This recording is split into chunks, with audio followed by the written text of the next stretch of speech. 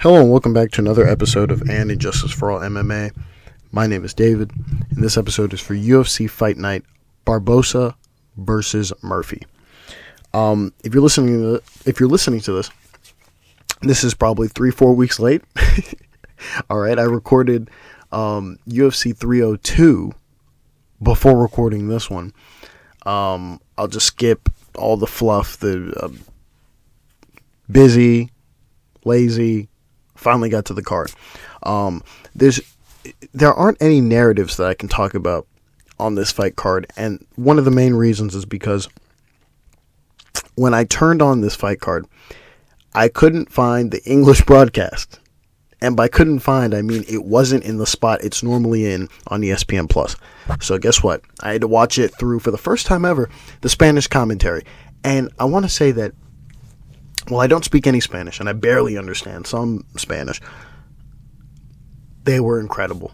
Santiago Ponzinibbio and Chito Vera were not only funny from what I could hear, but were very pleasant to listen to. They're very pleasant to listen to. Now, granted, if you spoke Spanish, I'm pretty sure you could maybe nitpick what they were saying, but that's beyond the point. They were very pleasant to listen to. At times, they were very funny, right? There was a knockout or a knockdown, and when they would show the replay, you could hear a whistle in the background, kind of animating the fall. It was awesome. It was funny at times. It was hilarious. Really good comment. I liked it. I really liked enjoying I loved hearing their commentary because I couldn't understand what they were saying for the most part. But there's no narratives that I can discuss here. It's not me complaining about Brendan Fitzgerald being annoying or Dom saying something that I disagree with or Felder. Though we'll get to Felder in a second, because what's cool about the English, the Spanish commentary is that when they're interviewing the fighters, I can still hear it in English, so I still have problems and issues with some of the questions that were being lobbied. But anyways, beyond that point, let's get to the fights. The cool thing about the Spanish commentary that I want to end on is that no matter if it were in English or in Spanish, the fight is still the same. And so you can still see one apparent thing. And one thing that you can see that was very apparent was the first fight of the night, which was Demopoulos versus Ducote, that ended in a robbery. No matter what language they gave me, I could still see the robbery. Let's start off with the first fight of the night, which ended in a robbery. Okay, I had it 29-28 for Ducote. Ducote, whatever. I'll just say Ducote. 29-28 for Ducote. Last two rounds were for Ducote. The first round for Demopoulos, obviously, ended up being a split decision. This shouldn't have been a split decision. It's insane. It should have been a 29-28 Ducote walking away, and we don't talk about this. But instead, the judges are going to be goofy, and that's what we'll have. We go to the first round where Demopoulos outstruck Ducote by 3 strikes. Demopoulos was leading on strikes the entire round. Eventually, Ducote finally got going. She lowered the strikes a little bit. And by the end of the round, Demopoulos was able to land enough strikes to win the round. Demopoulos' round. You go to the second round where Ducote finally gets going and understands that she can strike better than Demopoulos, while Demopoulos occasionally lands a straight. And here's where the problem with the scoring comes in. Demopoulos will land a strike, a very hard strike, on Ducote, and it'll make her stumble, and then Ducote will go back to outstriking her. I mean, we've seen this over and over again, to where it's not as though this fight changes the rules of scoring. No, Demopoulos lands a strike that's heavy, and then proceeds to get outstriked for the majority of this round. That's round 2. She outstrikes Demopoulos. Ducote does by 11 plus strikes. You go to the third round, okay, and the same thing happens again where Demopoulos lands a heavy strike, but that doesn't matter because Ducote outstrikes her again on the feet, this time by 13 plus strikes. She also has a takedown, very little ground and pound, and Demopoulos is like active on the bottom. Now, I don't think her activity when she gets taken down is what won her this round. I actually think the judges thought, okay, she rocked her and that takedown at the end, it doesn't matter. No, not only is she getting out, even if this fight ends on the feet, I want to make this very clear. Even if the fight ends on the feet with no takedown, Ducote wins. This fight ended on the ground, where Ducote gets a takedown and then kind of lays on her, and Demopoulos just kind of like pitter-patter hits her for a little bit, and then Ducote finally starts striking her. Even with that stupid instance at the end, she still wins this round. And yet we go to the scorecards, where Derek Cleary, his scorecard doesn't even make sense. He has the correct scorecard, but it's not the right score. He has the right scorecard, but it's not correct. He gives the first round to Ducote. No. She got outstruck in this round. He gives the second round to Demopoulos. What? Make that make sense. Gives the second round to Demopoulos. She gets outstruck in this round. Cool, I already explained it. I don't need to fucking say it again. And then gives the last round to Ducote. That's correct. That's correct. The last round for Ducote is correct. But, okay, 29-28. Go to Saul D'Amato. Gives the first round to Demopoulos. Correct. Second round to Ducote. Correct. Gives the last round to Demopoulos. Make this one make sense. Honorable mention here. Well, honorable mention for all three. For all three, including Ron McCarthy. But make the last one make sense. First one's correct. Second one is correct. Third round he gives to Demopoulos. She's getting outstruck on the feet.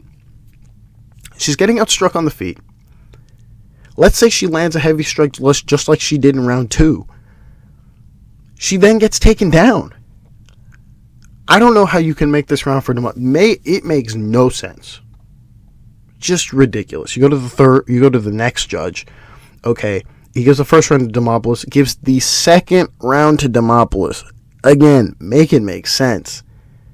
And then he gives the last round to Ducote. It's almost like they're just watching to watch this. Honorable mention to all three. Derek Cleary, Saul D'Amato, and Ron McCarthy. It's fucking nuts. Nuts. Big robbery here. Nobody cared. I think the only person that cared, at least what I understood, correct me if I'm wrong, but Cheeto, when they mentioned it, Cheeto was like, what? Cheeto made like a noise. I was like, huh? Insane. I don't even know if he was referring to that fight either. But, whatever. We go to the next fight. It's Alatengheili versus Rodrigues. I had this 30-27. It's a 30-27, guys. Why overcomplicate this? Every week we do this. 30-27. In the first round, Alatengheili had a takedown with 3 minutes of ground and pound. Rodrigues was active, but not enough to win this round. You go to the second round. Okay, Rodrigues outstruck Alateng on the feet by 11 strikes. He was outstriking him pretty well. Halfway point, though, Alatengheili, here's where we get a little mixy, slightly. He gets a takedown with ground and pound for 2+ minutes. I think this is enough to win him this round. But then there's a part where he drops Rodrigues. He drops him, but it's a drop. Technically, it's a drop. But he kind of drops him, or he kind of stumbles. It's one of the two. Regardless of that fact, he drops him. He gets the takedown with ground and pound for the last half of this round. This round belongs to Alatengheili as well. You go to the third round. Rodrigues outstruck Alatengheili on the feet by about 7 strikes, but this doesn't matter because Alatengheili had a takedown with some ground and pound for 2+ minutes. This nullifies what he did on the feet. This is Alatengheili's fight, round, whatever. Okay, go to the judges' scorecards. Mike Bell, 30-27, scorecard reflects mine. Junichiro Kamijo, same. And then Chris Lee says, fuck it.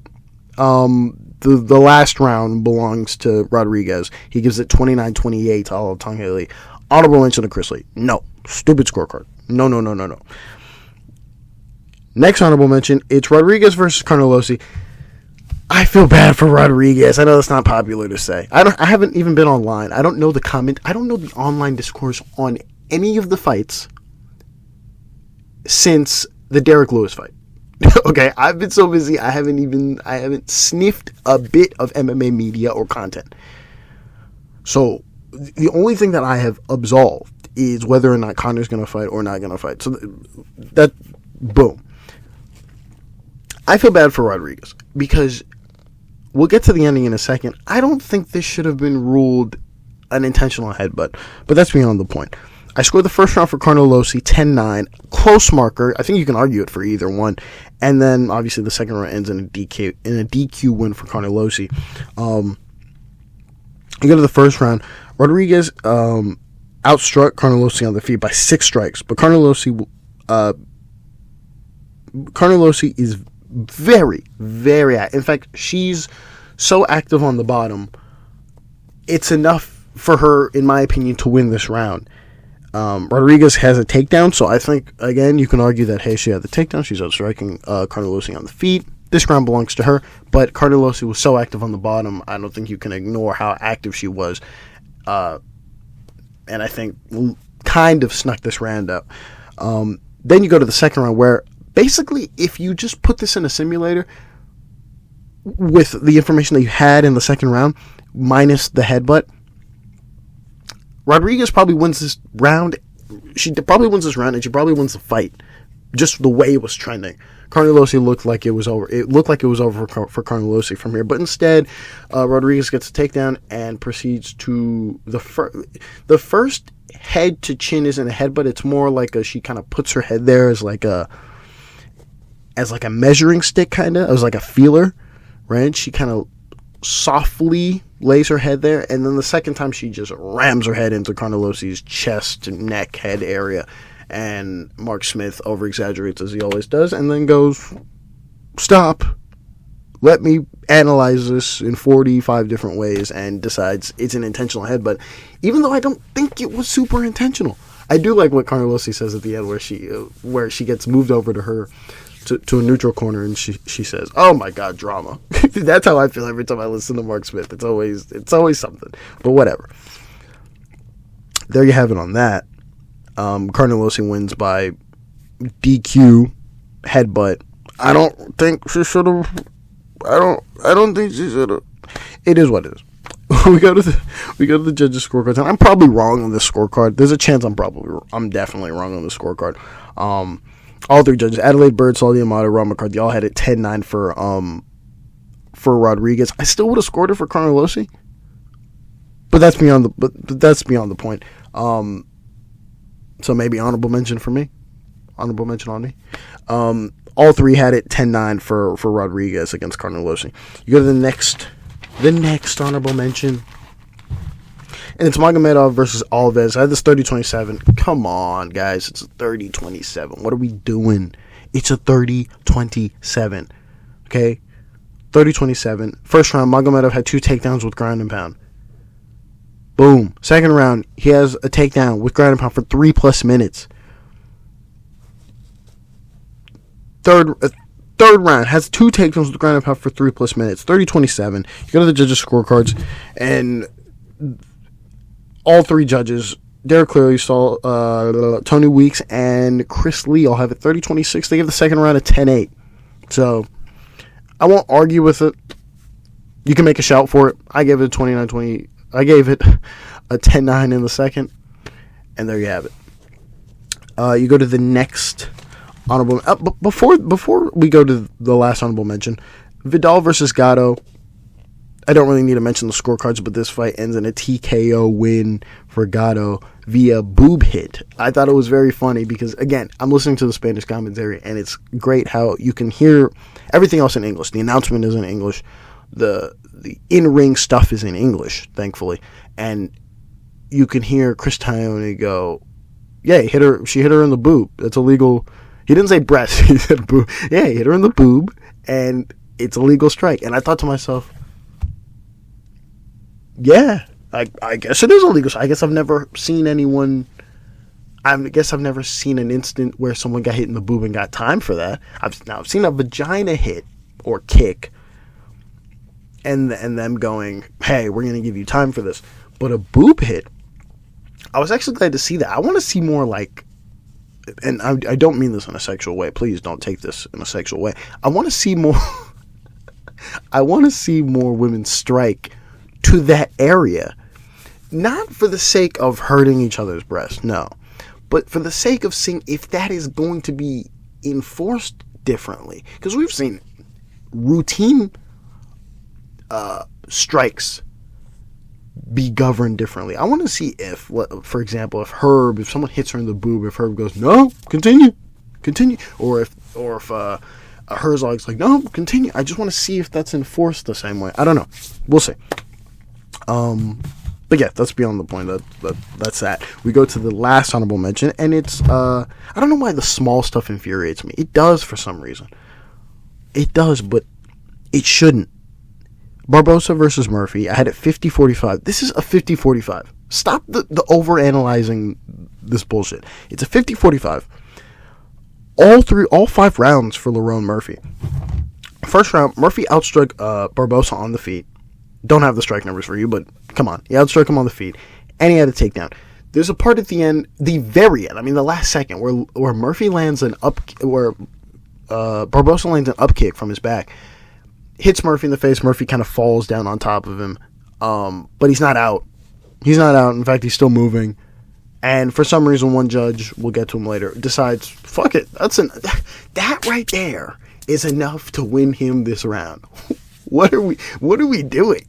What are you talking about? Okay, cool. Second round, Murphy outstrikes. Come on with me. Murphy outstrikes Barboza by about 22 plus strikes, and he had a takedown. Third round, Murphy outstrikes Barboza again, this time by 24 plus strikes.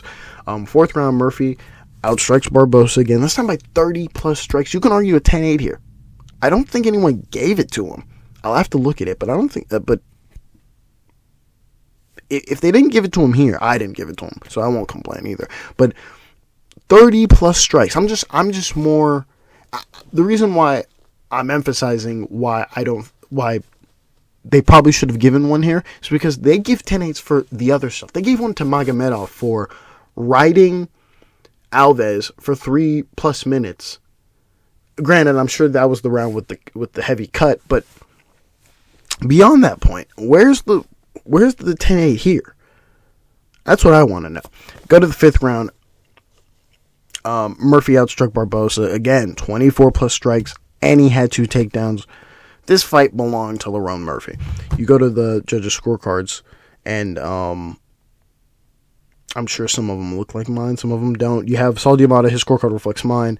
Ron McCarthy, his scorecard reflects mine. And then Derek clearly, again, just wants to be different. Gives the first round to Barboza 10-9. Honorable mention, that's nonsense. He gives it 49-46 for Lerone Murphy. And that's pretty much the end of it. I should have recorded this a long time ago, but I didn't. It is what it is. Thank you all for listening. I'll be back soon with the fight after UFC 302, and hopefully we can get these back on time. Thank you all for listening, and God bless.